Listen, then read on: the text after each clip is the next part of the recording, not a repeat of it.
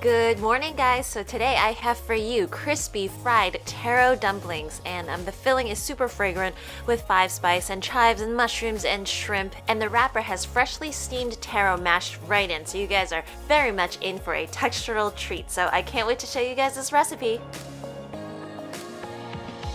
So I'm starting off with fresh taro, and this is going to be about a medium-sized one, and I'm just going to peel it really well, chop it up into chunks, and then put it into a steamer, and it steams for actually a good 45 minutes up until it gets nice and soft. So for those of you looking for a quicker route, I would definitely recommend boiling it, but you do want to keep kind of the taro nice and dry for the wrapper later.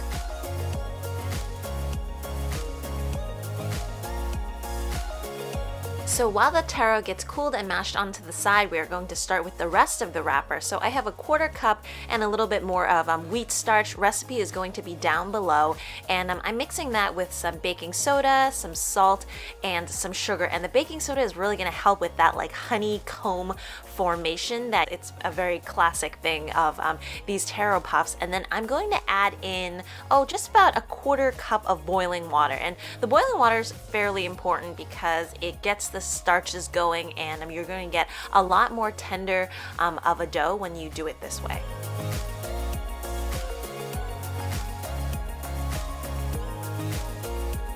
Okay, so time to add the taro. I think I ended up being lazy and then doing it by machine, just like tapping on it, and it turned out way too mashed. So I definitely recommend mashing it just with a fork and getting it nice and crumbly. But anyways, let's go on with the rest of our ingredients. So in the UK, I could not find shortening anywhere, but there is something called vegetable suet, and it's basically small like riced pieces of shortening that they have coated in some rice flour. So the texture is going to be just probably a little bit different, and I added, I think, a little bit of oil to this just to get the moisture level to be the same. But you know, where you guys have shortening, please put in a 1/4 cup, and then just use your hands, mash all of that together, and then you're just looking to create a somewhat sticky ball of dough.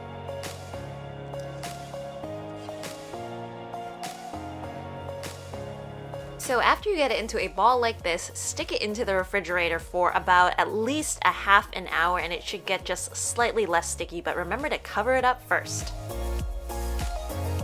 Okay, so while the dough is chilling, we can get a start on the filling. So what I have here is a little bit of chives, a little bit of shiitake mushrooms, and then a little bit of vegan shrimp. And I'm just going to put that all in and cook that over, let's say, medium to medium high heat for about 2 minutes, just until the chives or the onions soften and all of the flavors mesh together.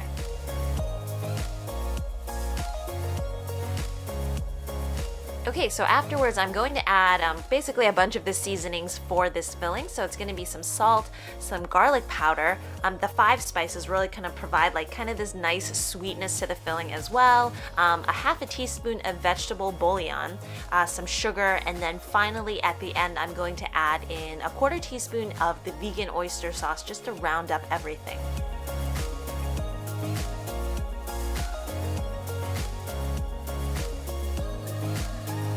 Oh right, so I finally found my vegan beef crumbles in the UK at Tesco online, and they do sell them here, which was really good because they were super hard to find. So a 1/3 of a cup goes in, and I'm just going to cook it for about another minute or so up until basically the beef crumbles melt.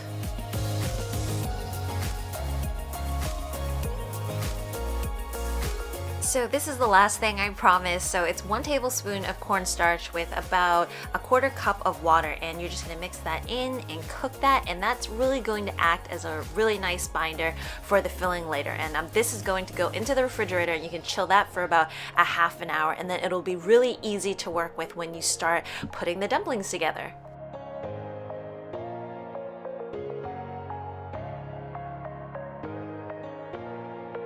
So note, both of these guys have been chilled, and they're actually a lot easier to work with, but this dough is still very sticky. So a good way around that is to either wet your fingertips just a little bit, or use those plastic gloves that they sell at the kitchen store.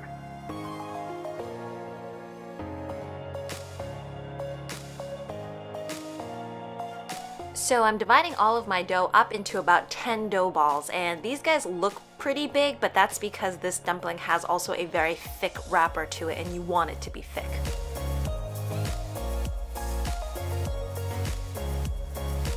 So the technique is really to do everything in your hands, and again, if you have the plastic gloves, use it, or else just wet your fingertips just a little bit. And I'm filling it with about 1 tablespoon of the filling. I'm pretty ample when it comes to fillings, but start small and then work your way up. And because the filling is kind of binded with that cornstarch and it's cooled, it's a lot easier to kind of like press in and it doesn't go everywhere.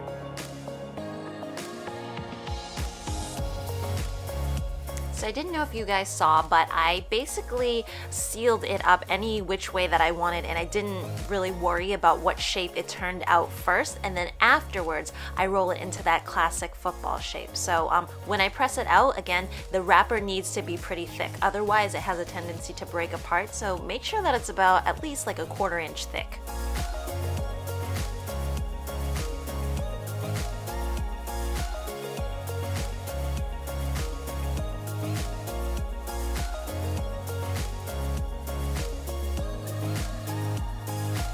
So a good tip is to put these guys back into the refrigerator for about 15 minutes so that they firm up, and then it becomes a lot easier to just kind of maneuver them. So these go into a 350-degree pot of oil, and yes, it does have to be that hot to really create like that honeycomb effect that you guys see, and it also ensures that the dumplings don't just, you know, sink to the bottom and then start absorbing oil. So make sure that they're nice and hot.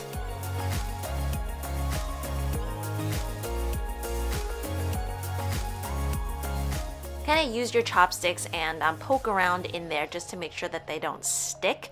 And when they reach a golden brown color like this, I'd say for mine it took about probably like 4 minutes or so, because these guys are pretty big, before they get to that nice golden brown color.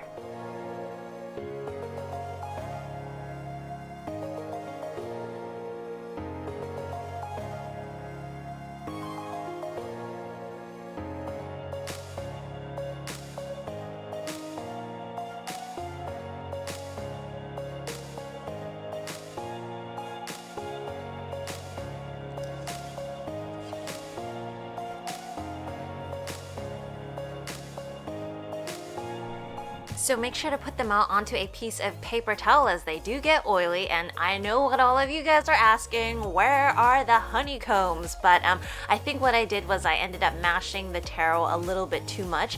For a drier mixture, it does make more of that honeycomb, as I kind of found out and kind of tested out a little bit later. But there are still some there, and they taste really, really good. So to serve, this is typically what the dim sum places will do is they'll take a couple of these cups, these muffin tin cups, and then they'll put them right in.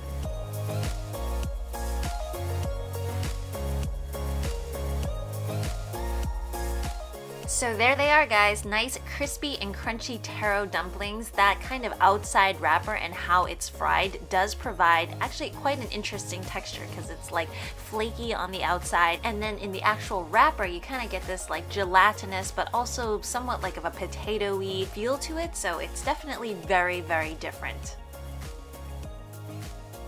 I love all of the filling, and when it's spiced with 5 spice, it's kind of a little bit sweet and a little bit salty and really warming at the same time. Anyways, guys, I hope you enjoyed this recipe and that you will try making it. As usual, if you want to see more recipes like this, remember to hit that like and subscribe button, okay? And I will see you guys again next time.